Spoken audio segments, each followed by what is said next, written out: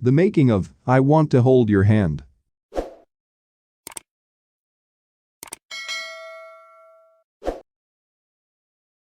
The song that starts the Beatlemania. If we said that the song She Loves You began to shape what the Beatlemania would be. As we said in the previous video about that song, it was then I Want to Hold Your Hand, the song that made the Beatlemania a worldwide success. From the beginning, I Want to Hold Your Hand seemed to have an exceptional future. In England, the reception of this new single exceeded all forecasts. The day of its publication, on Friday, November 29, 1963, the reserves already reached 1 million copies. Something never seen before. She Loves You gave its place on the charts since December 12.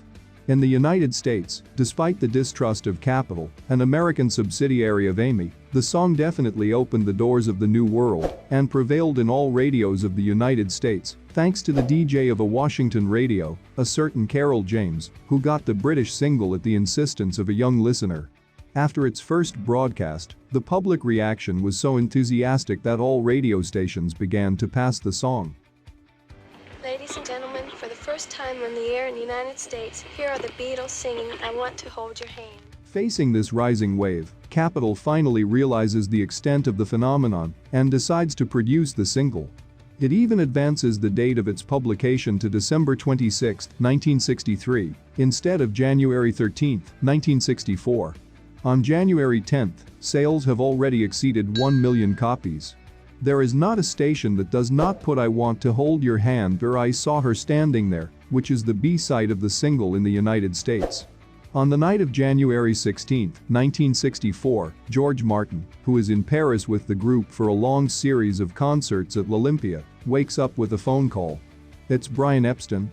George, I'm sorry for waking you up, but I have news to give you. We will be #1 on the US charts next week. Brian organizes the group's first tour of the United States in February 1964.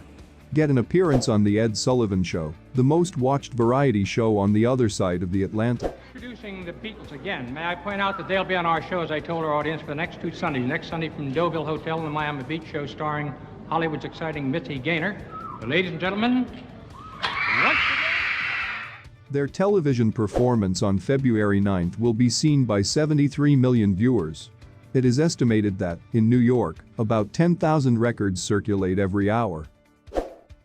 On March 28, more than 3 million singles are sold.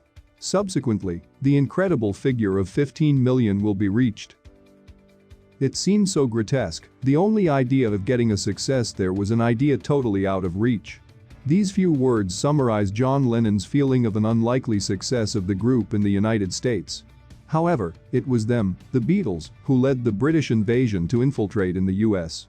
No artist from the old continent had ever occupied the top positions of the lists. It is true that the Tornadoes had achieved success in December 1962 with Telstar. But the Beatles began a reign that would last several years. Brian Epstein had been asking John and Paul for a song that had an American feeling. When he heard the song, he knew right away that it was the good one. He said, "Walking through New York, I realized that there was an American sound that this audience liked." Genesis. The theme that drove the Beatles and placed them at the top of the charts and sales around the world was composed in one night, on the eve of its recording. On October 16 in the afternoon, John joined Paul in the small music room that the Asher family made available for them, at number 57 on Wimpole Street, in London. John declared in 1970, "There's some song, I Want to Hold Your Hand, you know. We wrote that to you. It's a beautiful melody." He told Playboy magazine in 1980, "I remember when we found the chords of the song. We were at Jane Asher's house, downstairs, in the basement, playing the piano with 4 hands. We already had 'Oh You Got That Something,' and Paul played this chord, and I turned to him and said, 'That's it, do it again.' At that time we were really writing like that, playing each one in front of the other." Paul confirms, "Looking into our eyes, exactly like that. I Want to Hold Your Hand was co-written by Truth." Realization. Interestingly, the realization of I Want to Hold Your Hand is relatively simple compared to the effect that the theme had on the group's career. According to Jeff Emmerich, there was no doubt that they had prepared well in advance. He ignored that the song had been written the day before. It must be said that the Beatles, masters of their art, had become professionals of the studio. It was the first song that was recorded on a 4-track tape recorder. They needed 17 shots to finish it that Thursday, October 17th. After recording the rhythm on the first track, John and Paul concentrated on the voice. Later, George, under the admiring look of the team, added his guitar interventions. Emmerich declared, "George really impressed us that day. I think that the little guitar settings that he made on each phrase give the song its final touch." Finally, gathered around the same microphone, they closed the recording, in a joyful atmosphere, with palms. In the control room, George Martin and Norman Smith felt that "I Want to Hold Your Hand" could become in something even bigger than "She Loves You." The mixes in mono and stereo were performed on October 21st. Technical data. From their first session, on June 16, 1962, the Beatles take an important technological step to record their songs on 4-track tape recorders. They use the Telefunken T9U and M10. These provide unprecedented recording comfort. The systematic overlaps that forced George Martin and Norman Smith to compete cunningly to avoid excessive degradation of the sound signal were over. This new era would lead the Beatles to further research and innovation in the studio.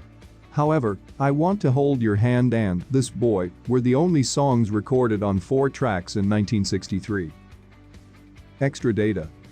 When the Beatles performed "I Want to Hold Your Hand" during the broadcast of The Ed Sullivan Show on February 9, 1964, John's microphone was barely open, and only Paul's voice was audible, in front of 73 million of spectators. Thanks for watching. If you enjoyed the video, subscribe, activate the bell and leave a like. There is more to come.